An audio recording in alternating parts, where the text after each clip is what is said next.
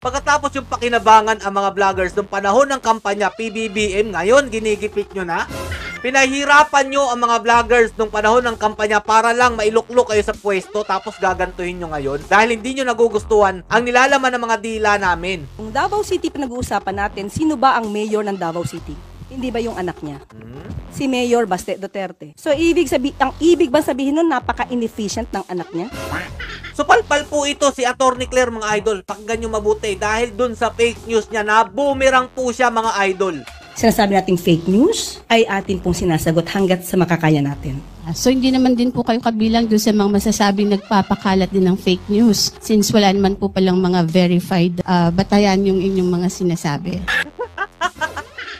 Sinusukan na kayo ng taong bayan? Hindi nyo pa rin nararamdaman? Say, isagitra na to. Okay ra ba?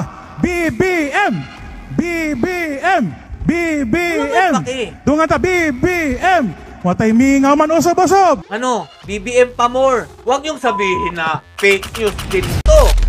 Narito ang Balitang Pinoy TV. Pagigipit sa mga vlogger na mga Duterte, itong ginagawa po ng administrasyon ni Bongbong Marcos Jr. Dati po, panay-puri po itong Bongbong Marcos Jr. sa mga vloggers na tumulong po sa kanya nung panahon po ng kampanya kasama po si BP Sara Duterte. Pero ngayon, mga idol, binubusalan niya na po unti-unti itong mga nagsasalita sa kanyang administrasyon. Sabi nga po ng PCO Undersecretary Claire Castro nung March 3, mga idol, ang pagkakaroon daw po ng separate na regulatory body for the social media ay napapanahon na din daw po para daw po maiwasan yung mga pang-aabuso. Iba po kasi yung sinasabi natin na paninira ng walang basihan. Mayroon po itong effect sa taong maaaring siraan. Siyempre, mga Lodi, yan po ay para lang sa inyo. At ito pong pangulo ninyo. Siya po ang magbe-benefits ito para po hindi matuligsa sa mga nangyayari sa kanyang administrasyon. Ibig sabihin nito, mga idol, pinapatahimik niya po ang mga kumukontra sa kanyang administrasyon. Ito nga po, mga Lodi, pakinggan at panoorin niyo po ang balita. Pinag-aaralan ng Presidential Communications Office ang pagbuo ng social media regulatory body na magsusuri sa mga lumalabas sa content online. Pipapigilan o labanan ang talamak na fake news. Saan ba nagmumula ang mga fake news, mga idol?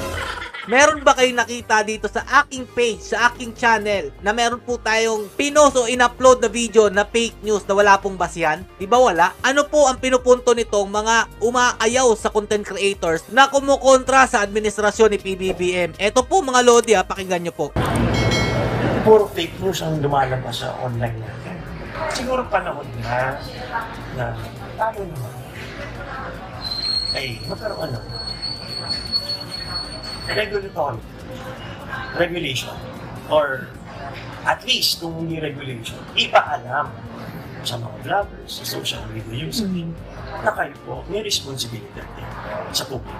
Ano po palang silbi ng cyber libel case? Diba, kung meron po talagang paninirang puri dyan po sa ginagawang content ng isang vlogger o content creator about po sa politika, bakit hindi nyo po sampahan ng kaso? Bakit nyo po pa i-regulate? Gusto nyo pa po munang dumaan o screen sa inyo? Pagkatapos yung pakinabangan ang mga vloggers noong panahon ng kampanya PBBM, ngayon ginigipit nyo na? Tama ba o mali? Pinahirapan nyo ang mga vloggers nung panahon ng kampanya para lang mailuklok kayo sa pwesto tapos gagantuhin nyo ngayon dahil hindi nyo nagugustuhan ang nilalaman ng mga dila namin. Gusto nyo kasi puro pabor sa inyo yung mga sinasabi at yun naman talaga totoong fake news dahil wala po talagang magandang ginawa ang administrasyon ninyo. Tingnan nyo nga, kaliwat kanan po ang krimen sa ating bansa pero hindi nyo tinututukan kung ano dapat ang gawin solusyon dito. Laganap ang droga sa ating bansa pero wala pa rin kayo ginagawa. Ang daming mga batang hinahalay dahil po dyan sa droga na yan. Pero ang pinapalabas niyo, mababa ang crime rate ng ating bansa. Yan ang fake news. Napansin ko lang dito po kay Atty. Claire, bakit puro Davao City ang binabanatan mo? Ang usapin dito about sa donasyon ng China o sinasabi po nilang spy daw kuno na nag-donate sa mga PNP. Ayon sa Philstar Palace, no issue with PNP acceptance of gift from Chinese spies. At eto po ang malupit dyan. Dawit po ang Davao City sa mga pinagsasabi nito kahit hindi naman po nararapat. Kung ito man po ay naging donasyon, in good faith, kailangan po talaga natin malaman dahil hindi naman po masama ang tumanggap ng donasyon. Okay? Sa panahon po ng pandemya, nabalitaan po din natin na marami po natanggap na ambulance, na mga sasakyan, tama ba? Ambulansya, especially Davao City. Oh, di ba? Especially Davao City. Halos lahat yata ng binabalita ng mainstream media nakatutok sa Davao City. So ito pa mga Lodi ang malupit dyan. Gusto nila, sila lang dapat ang paniwalaan. Dahil nga po, lahat ng binabalita nila puro kasiraan sa mga Duterte at sa Davao City. Gaya po nung nangyaring robbery po dito sa amin. Na nung nalaman po nating taga Leyte ang gumawa, wala man lang po silang komento about dun. O eto mga Lodi pakinggan nyo mabuti. Dahil nga po, sa tingin ko, yung mga gumagawa po ng krimen dito, tinatanim lang po. Kung Davao City pinag-uusapan natin, sino ba ang mayor ng Davao City? Hindi ba yung anak niya? Si Mayor Baste Duterte. So ang ibig ba sabihin nun, napaka-inefficient ng anak niya? Pinapalabas nila na walang ginagawa po ang mayor ng Davao City. Again, ulitin natin, nasaan ang data patungkol rito? At tandaan natin, nung panahon niya, at least ngayon may record kung may namamatay. Nung panahon niya, merong bang nare-record doon sa mga biglang nawawalang mga tao? Eto, maganda mga Lodi. Pinapalabas niya mga idol na may record na daw po ngayon ang mga nangyayaring krimen. Nasaan yung record ng mga pinaghahalay, pinagkikidnap, na nawawalang bata, at meron pong mga durugista. Ang dami pong nahuhuli. Asan ang record nun? Pero yung record ng mga kriminal na pinaslang, sinasabi nyo walang nangyari? Sinasabi nyo nga, ilang libong tao yung pumanaw nung panahon po ng war on drugs si Tatay Duterte, pero wala kayong data. So sino ngayon ang nagsasabi ng kasinungalingan o fake news? Dito mga Lodi, parang napagkukunik natin na yung mga nangyayaring krimen dito sa amin sa Davao City mukhang pinaplanta. Tapos pinapalabas nila na magulo dito sa amin sa Davao City. Yan ba ang gusto ninyo mangyari? Sila lang ang dapat pakinggan at wala na kaming boses para kontrahin yung mga kasinungalingan na sinasabi po nila? Tanong lang natin yon. Tanong lang So din. dapat yun siguro, alamin din niya. Pero as of now, sabi nga natin, anak niya ang namumuno sa Davao City. Bakit ganun ang kanyang lungsod? Bakit ganito ang Davao City? Parang ganun. Bakit hindi ka pumunta dito para malaman mo kung ano ang Davao City? So eto, nagsalita po si Mayor Baste about dito po sa nangyaring robbery. Pakinggan nyo po mabuti. Ang tingin ko, pwede kasi rin talaga na that individual na galing ng Leyte, he was asked to do a job here in Davao. O kung illegal man o hindi niya alam, then doon dinala siya, yan yung ginawa nila. And it could be na sinadya, para, it's easy to pay. Madali bayaran ng isang tao para gumawa and, a promise of a reward pag nagawa nila yung something, a criminal activity. Ang nakakapagtaka pa dito nung nahuli mga idol, pinalalabas ng PNP mga idol na professional daw po yung gumawa. Pero yung motor na ginamit, yung escape vehicle nila, palyado. Wala pong escape plan. Hindi po nila alam kung saan sila lulusot mga idol. Tapos professional? Organisado? O di ba paano nyo mapapaliwanag, paano nyo mapapatotohanan yung mga sinasabi nitong mga nakukuha nyong report sa mainstream media? Mas mabuti pa nga yung mga vlogger, alam nila kung anong tama at mali. Alam nila kung ano yung professional o organisadong mga grupo. May organisadong grupo bang ganun? Pumunta ng Davao City, alam nila mahigpit ang rules dito about sa walang helmet. Tatlo pa yung sasakay doon sa motor. Anak na tinapay naman, may dala-dala pang napakahabang baril. Ito ba talaga yun? O talagang sinadya lang para mahuli ko, para magkaroon ng issue? Tanong lang ha? Napakahirap kasi paniwalaan na gagawa ka ng krimen dito sa Davao City. Tapos ganun lang yung gagawin mo? Magpapahuli ka lang din pala ng buhay? There is a big possibility dahil ugok talaga itong PNP chief natin and the BBM administration is very lenient on criminals right now. Bakit yan nasabing ugok mga Lodi? Pakinggan nyo mabuti kasi malaman po talaga ito. Kaya it encourages criminals to do these kinds of activities. So expect talaga tayo, a lot of people are very displeased with the current peace and order situation in the entire country.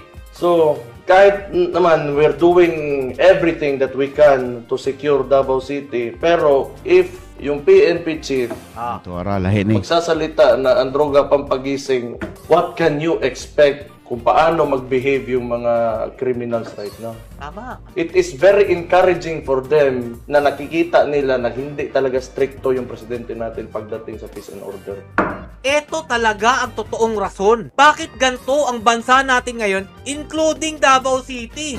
Hindi po natatakot ang mga durugista kriminal na gumawa po ng masama dahil nga po parang binabaliwala lang po ito ng Chief PNP.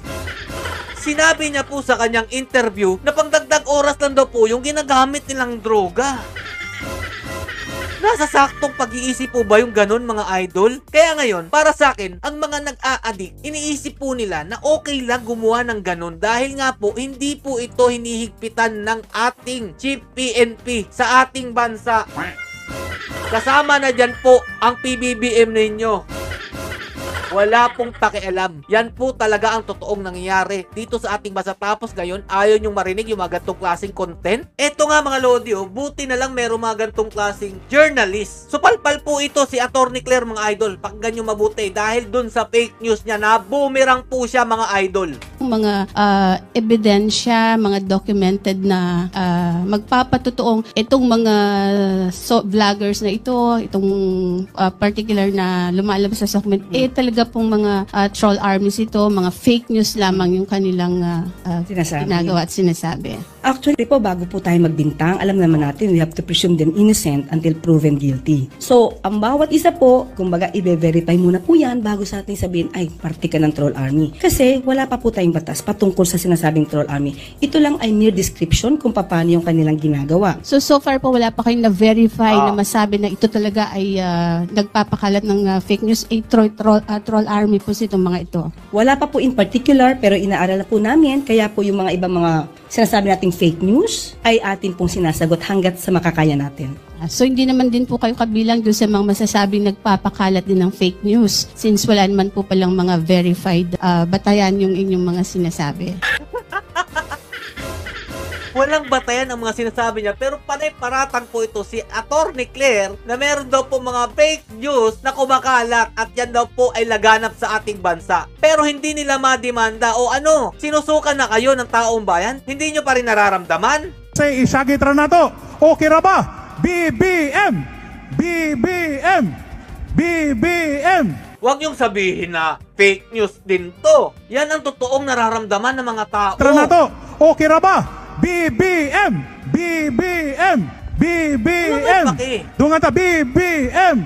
Watay mingaw man usab-usab! Ano? BBM pa more. Wala na talagang magpapabudol sa inyo sa idol nyong si Bongbong Marcos Jr. Kahit sino pang i-endorso niyan. Straight PDP laban ang iboboto ng sambayan ng Pilipino. Tingnan nyo ang comment section. Tingnan nyo ang reaction ng ginagawa po nitong page ng mga maka-Marcos loyalists. Puro po pinagtatawanan na lang. Kaya po sinasabi nila at pinapalabas sila na fake news lang po yung mga ginagawa naming content. Hanggang dito na lang po muna mga idol. Kayo na humusga kung tama po ba ang ginagawa nitong administrasyon ni Bongbong Marcos Jr. na pagkatapos niya pong pakinabangan ang mga vloggers noong panahon po ng kampanya, ngayon po ginigipit niya na po ito. Stay safe and God bless you all. Duterte pa rin. Ito na nga mga kabalita. Ano na ang masasabi nyo patungkol sa balitang ito? Please comment down below mga kabalita. Pag-usapan natin yan sa comment section. At kung di ka pa nakasubscribe sa ating channel, baka naman